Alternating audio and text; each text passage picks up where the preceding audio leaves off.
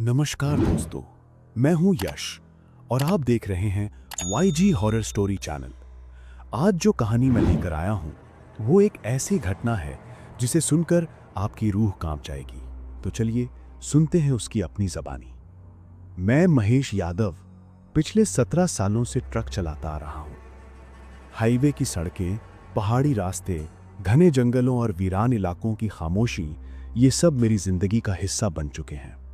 लेकिन उस रात का सन्नाटा, वो सन्नाटा कुछ अलग था। वो रात दिसंबर की थी। ठंड ऐसी कि सांस भी धुआं बनकर बाहर आ रही थी। मेरे ट्रक का नंबर HR 389954 था। मैं उत्तराखंड के जंगलों से होते हुए हरिद्वार की तरफ जा रहा था। पीछे 18 टन का माल लदा था, आयरन रॉड्स। सड़क सुनसान, समय रात के 1:40। आम ट्रक ड्राइवर जानते हैं कि ये वो समय है जब नींद सबसे ज़्यादा हावी होती है और सड़क सबसे ज़्यादा भयानक। रात भर चलने के बाद मैंने चाय पीने के लिए एक ढाबा देखा, लेकिन उसे पार कर गया क्योंकि मन नहीं था रुकने का। बस जल्दी डिलीवरी करके सो जाना चाहता था। परंतु किस्मत को कुछ और मंजूर था। सामने सिर्फ सफ़ेद धुंध का घना पर्दा था। ट्रक की हेडलाइट उसे चीरने की कोशिश करती, पर सिर्फ 3-4 फीट तक ही रोशनी पहुंचती। सड़क पर पेड़ों की छाया ऐसे लग रही थी जैसे कोई लंबी उंगलियां फैलाकर मेरी तरफ आ रही हो। मेरे ट्रक का हीटर कम काम कर रहा था, इसलिए मैं जैकेट में खुद को कसकर बैठा था। रेडियो पर पुराना गाना चल रहा था। तभी अचानक ट्रर्रर्र ट्रर्रर्र करते हुए रेडियो ने शोर करना शुरू कर दिया, जैसे कोई उसके अंदर फुसफुसा रहा हो। मैंने ऑफ कर दिया, लेकिन शोर बंद होने के बजाय और तेज हो गया। लगा जैसे कोई चैनल पकड़ने की कोशिश कर रहा हो। इसी बीच धुंध और घनी हो गई, इतना कि सड़क का किनारा भी नजर नहीं आता था। मैंने पहली बार ब्रेक हल्के से दबाए और ट्रक की स्पीड 35 पर ला दी। इस समय कोई भी अनुभवी ड्राइवर रफ्तार नहीं बढ़ाता, क्योंकि धुंध जितनी खतरनाक होती है उतनी ही धोखेबाज भी। लेकिन उस रात सड़क धोखेबाज नहीं थी, कुछ और था। लगभग 3 किलोमीटर आगे बढ़ने के बाद मुझे पहली बार अजीब सा एहसास हुआ। ऐसा लगा कि हेडलाइट के ठीक किनारे पर कोई छाया है। मैंने एक पल के लिए सोचा कि शायद झाड़ी होगी या कोई पेड़, लेकिन तभी वो छाया हिली। मेरी सांस रुक गई। मैंने ध्यान केंद्रित किया, गर्दन आगे निकाली ताकि साफ देख सकूं, और तभी 4 अलग अलग परछाइयां मेरी हेडलाइट में हल्की हल्की उभरने लगी। पहले एक, फिर दूसरी, फिर तीसरी और फिर चौथी, जैसे कोई परिवार सड़क पर खड़ा हो। मैंने एकदम से ब्रेक मारे। ट्रक चीखता हुआ रुका। आयरन रॉड्स की आवाज ट्रक के भीतर गूंज उठी। मैंने शीशे से सामने देखा, एक पूरा परिवार वहां खड़ा था। पुरुष, महिला और 2 बच्चे, पर उनके चेहरे बिल्कुल साफ नहीं थे, ऐसे जैसे किसी ने उन्हें धुंध में पेंट किया हो। उनकी आंखें काली, गहरी और खाली, चेहरों पर कोई भाव नहीं। मैंने तुरंत हॉर्न बजाया, पर प्रतिक्रिया में वो सब एकदम स्थिर रहे। मेरा दिल तेज धड़क रहा था। साहब लोग, कौन है आप? रात के इस वक्त सड़क के बीच क्यों खड़े हैं? मैंने कांच थोड़ा खोला और आवाज लगाई। कोई जवाब नहीं, सिर्फ हवा का एक ठंडा झोंका अंदर घुसा, जैसे किसी ने जानबूझकर फूंक मारी हो। फिर अचानक वो परिवार हिलने लगा, एक साथ, एकदम से, एक ही रफ्तार में, जैसे कोई कठपुतली चल रही हो। और फिर सब हवा में घुल गए, बस ऐसे जैसे कभी थे ही नहीं। मैंने खुद को समझाया कि ये मेरी नींद का असर रहा होगा। इतने घंटे लगातार ड्राइव करने पर ऐसा कई बार होता है। मैंने ट्रक फिर स्टार्ट किया और धीरे धीरे आगे बढ़ने लगा। लेकिन मुश्किलें अब शुरू हुई थी। मैंने शायद ही 200 मीटर चले होंगे कि अचानक ट्रक का बायां दरवाजा धड़ाम से खुल गया। मेरे हाथ से स्टीयरिंग लगभग छूट गया। ट्रक हल्का सा बाएं झटका खाकर सड़क से बाहर जाने लगा। मैंने तुरंत कंट्रोल किया। गुस्सा भी आया कि शायद लॉक ठीक से नहीं लगाया होगा, पर फिर महसूस हुआ दरवाजे के बाहर धुंध में कोई काला हाथ झूल रहा था, जैसे किसी ने दरवाजा खींचकर खोला हो। धुंध में वो हाथ 2 सेकंड रुका और फिर गायब। मेरी रीढ़ में बिजली सी दौड़ गई। मैंने तुरंत दरवाजा बंद किया, लॉक किया और ट्रक को फिर स्पीड में ले जाने लगा। पर अब धुंध में अजीब से आकार बनते दिख रहे थे, जैसे कोई मेरे साथ साथ चल रहा हो। अब घबराहट बढ़ने लगी। मैंने धीरे धीरे एक्सीलरेटर दबाया। इसी बीच ट्रक की छत पर कुछ भारी कदमों की आवाज आई। धम धम धम, जैसे कोई बड़े बूट पहनकर चल रहा हो। मैं हिल गया। कौन हो सकता है ऊपर? ट्रक 13 फीट ऊंचा था। ऐसे कोई कैसे चढ़ सकता है? और अगर कोई था भी तो वो ट्रक की स्पीड के साथ कैसे चल रहा था? मैंने गाड़ी धीमी की, कदमों की आवाज भी धीमी हो गई। जब रफ्तार बढ़ाई तो कदमों की आवाज और तेज। ये इंसानी नहीं था। धुंध अपने चरम पर थी। मैं लगभग 30 की स्पीड पर चल रहा था और अचानक हेडलाइट के ठीक सामने वही परिवार। लेकिन इस बार वो सिर्फ खड़े नहीं थे, वो मेरी तरफ हाथ बढ़ाए खड़े थे। मैंने डर के मारे तुरंत पूरी ताकत से ब्रेक मारे। ट्रक लगभग फिसलते हुए रुका।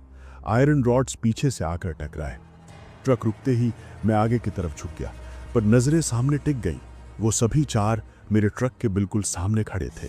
उनकी आंखें अब बिल्कुल गहरे काले गड्ढों जैसे थीं। महिला का चेहरा धुंध में ऐसा हिल रहा था जैसे उसका चेहरा पिघल रहा हो। बच्चों के हाथ इतने लंबे जैसे हड्डियां खिंच गई हों। उनकी सांसें भी धुन की तरह फैल रही थीं। और जैसे ही मैं उन्हें साफ देख पाया, पूरा परिवार एक साथ चीखने लगा। पर आवाज बिल्कुल नहीं थी। सिर्फ मुंह खुले और धुंध उनके मुंह से बाहर आ रही थी। मैंने किसी तरह गियर डाला और ट्रक आगे बढ़ा दिया। पर जैसे ही ट्रक आगे बढ़ा, वो चारों हवा बनकर गायब हो गए। लेकिन इससे भय खत्म नहीं हुआ, क्योंकि अब ट्रक के पीछे से रोने की आवाज आ रही थी। बच्चे के रोने की, महिला के सिसकने की, पुरुष के दर्द से चिल्लाने की आवाज। मैंने शीशा देखा, पीछे सिर्फ धुंध थी, पर आवाजें साफ सुनाई दे रही थी। मैंने रेडियो ऑन किया ताकि ध्यान हटे, पर रेडियो पर सिर्फ एक शब्द सुनाई दिया, रुको। एक ठंडी, गहरी, खुरदुरी आवाज में। मेरे हाथ कांप गए। मैंने तुरंत रेडियो फिर बंद कर दिया। करीब 15 मिनट तक मैं बिना रुके भागता रहा। धीरे धीरे धुंध कम होने लगी। सामने सड़क साफ दिखाई देने लगी। मुझे लगा कि मैं बच गया। शायद वो सिर्फ धुंध का खेल था। मैंने जैसे तैसे अपने आप को संभाला।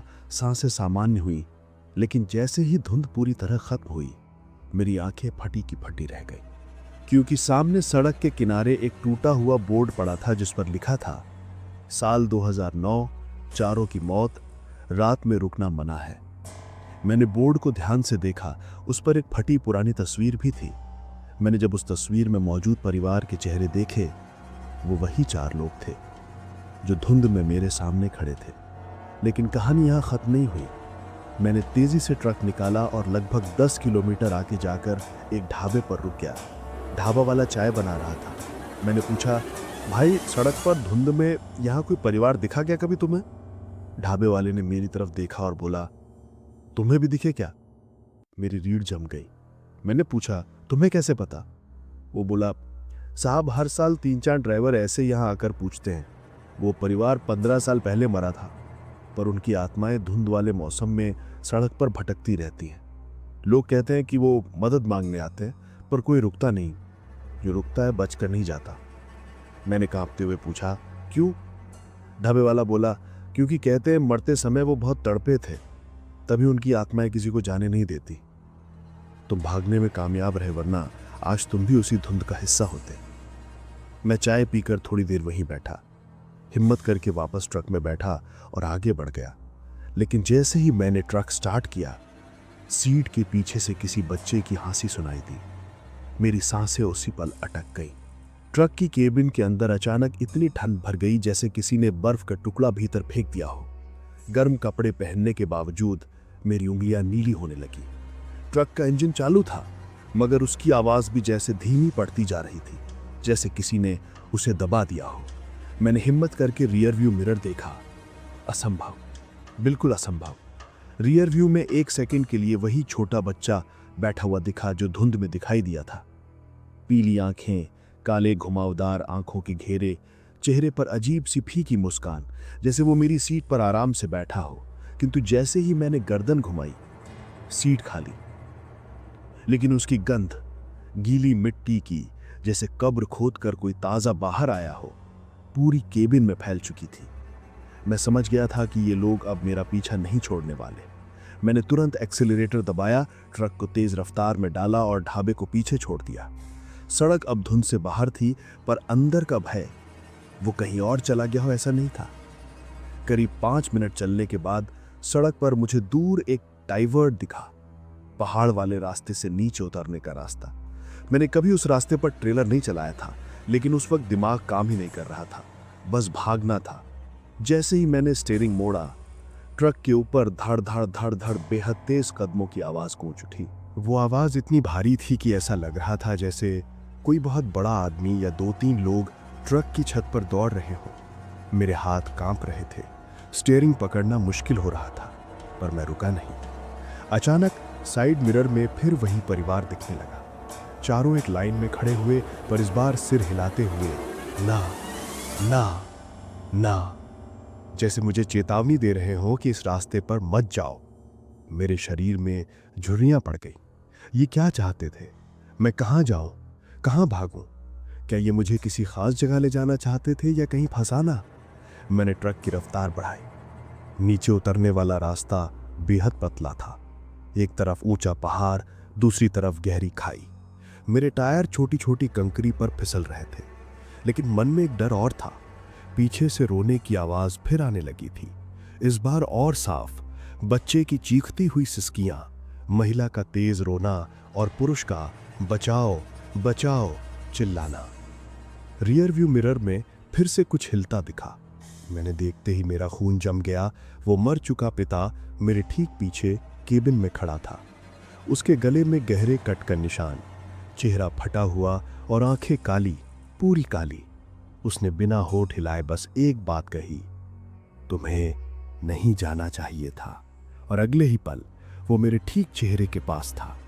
मैं झटके से स्टीयरिंग छोड़ बैठा। ट्रक लड़खड़ाया। बाएं तरफ खाई थी। किसी तरह मैं संभला, स्टीयरिंग पकड़ा और पूरा मोड़ कट गया। लेकिन दिल किसी मशीन की तरह धक धक धक कर रहा था। ट्रक का दायां हिस्सा पहाड़ से टकरा गया। शोर ऐसा जैसे कोई चट्टान टूट कर गिरी हो। मैंने ब्रेक मारा, ट्रक बीच सड़क पर अटक गया। इंजन की आवाज कांप रही थी, फिर गहरी खामोशी। पूरी पहाड़ी सड़क एकदम शांत। मैंने डरते डरते बाहर देखने के लिए कांच आधा नीचे किया। गलती कर दी। जैसे ही कांच नीचे आया, एक बर्फ जैसी ठंडी हवा का झोंका अंदर आया और धुंध का एक गुबार सीधे मेरी सीट पर आकर ठहरा। वो गुबार धीरे धीरे इंसानी आकार में बदलने लगा। पहले सिर, फिर हाथ, फिर पैर और फिर पूरा शरीर। कुछ ही सेकंड में वहीं मेरी सीट के बगल में पूरे परिवार की परछाई आकर बैठ गई। मैंने चिल्लाकर कांच चढ़ा दिया, पर तब तक देर हो चुकी थी। चारों के चेहरे धुंध से बने थे, लेकिन आंखें खून जैसी लाल। पहले पिता बोले, हम जा नहीं पाए। फिर माँ, हमारी आत्माएं फांसी हुई हैं। फिर बच्चा, तुम्हें हमारी मदद करनी होगी। और छोटी लड़की, वरना तुम भी हमारे साथ फंस जाओगे। उनकी आवाजें इंसानों जैसी नहीं थीं। लगता था जैसे 4 अलग अलग कब्रें एक साथ बोल रही हों। मैंने कांपते हुए पूछा, मैं क्या करूं? पिता ने उंगली से नीचे खाई की ओर इशारा किया। नीचे धुंध और अंधेरा फैला हुआ था, पर कुछ चमकीला दिख रहा था। मैंने ध्यान से देखा तो वो एक पुराना जंग लगा ट्रक था। उसकी हालत देखकर लग रहा था कि सालों पहले खाई में गिरा होगा। और तभी मुझे समझ आया कि ये वही ट्रक था जिसमें ये परिवार मरा था। उनकी आत्माएं उस ट्रक से बंधी थीं। जब तक उस ट्रक का अंतिम संस्कार ना हो, जब तक उस जगह से उनका नाम मिटे नहीं, वे कभी मुक्त नहीं हो सकते थे। पिता ने कहा, हमें शांति दिलाओ। माँ बोली, हमें अपनी मौत की जगह तक ले चलो। बच्चा बोला, हमें वहां ले चलो जहां हम गिरे थे। और छोटी लड़की बोली, फिर हम कभी नहीं लौटेंगे। मेरे हाथ कांप रहे थे। मैंने इग्निशन घुमाया। इंजन एक बार में नहीं स्टार्ट हुआ। दूसरी बार, तीसरी बार और चौथी बार ट्रक स्टार्ट हो गया। मैंने ट्रक को रिवर्स किया, फिर धीरे धीरे खाई की ओर बढ़ाया। जगह बहुत तंग थी। अगर 1 इंच भी गलत हुआ, मैं भी उसी खाई में जा गिरता। चारों आत्माएं अब शांत थीं। कभी कभी उनके चेहरे धुंध की तरह हल्की होकर गायब हो जाते और फिर दिखाई देने लगते। ट्रक के टायर कुछ ही सेकंड में कंकड़ पर फिसल गए। मैंने ब्रेक दबाया, इंजन गरजा, फिर धीरे धीरे मैं उस पुराने ट्रक के मलबे तक पहुंच गया। नीचे उतरकर देखा तो ट्रक की केबिन टूटी हुई, शरीर सड़ चुके, सिर्फ कुछ कपड़ों के टुकड़े बचे थे और एक काला फोटो फ्रेम जिसमें इस परिवार की आधी जली हुई तस्वीर थी। पिता की आवाज आई, इसे जला दो। माँ की, यही हमारा बंधन है। बच्चा बोला, इसको मुक्त करो, और लड़की ने फुसफुसाकर कहा, हमें जाने दो। मैंने कांपते हाथों से वो तस्वीर उठाई। तस्वीर छूते ही मेरा पूरा हाथ बर्फ की तरह ठंडा हो गया। मेरी उंगलियां नीली पड़ गईं, पर मैंने हिम्मत करके केबिन से तेल निकाला, तस्वीर पर डाला और माचिस जलाई। जैसे ही तस्वीर जली, चारों आत्माएं धीरे धीरे धुंध बनकर घुलने लगीं। उनके चेहरे शांत हो गए, आंखों में दर्द की जगह सुकून उतर आया। अंतिम बार पिता बोले, धन्यवाद, अब हम आजाद हैं। माँ, हमने तुम्हें चुना था क्योंकि तुम्हारा दिल दर्द से ज्यादा साफ था। बच्चा, हम अब कभी नहीं दिखेंगे। और लड़की ने मुस्कुराकर कहा, अब तुम सुरक्षित हो। और फिर चारों हवा बनकर उस खाई के ऊपर उठे, धीरे धीरे आसमान में धुंध की तरह गायब हो गए। मैंने नीचे खाई में आखिरी बार देखा, जला हुआ ट्रक और उससे उठता धुआं, जैसे 15 साल बाद किसी की मुक्ति का दीपक जल रहा हो। मैं ट्रक में वापस बैठा, इंजन स्टार्ट किया, सड़क पर वापस आया। पहाड़ की घाटी अब शांत थी। कोई आवाज नहीं, कोई छाया नहीं, कोई कदमों की धमक नहीं। जब मैं हाईवे पर पहुंचा, सूरज उग रहा था, आसमान लाल हो चुका था और पहली बार ट्रक की केबिन में गर्मी महसूस हुई, जैसे कोई बोझ उतर गया हो।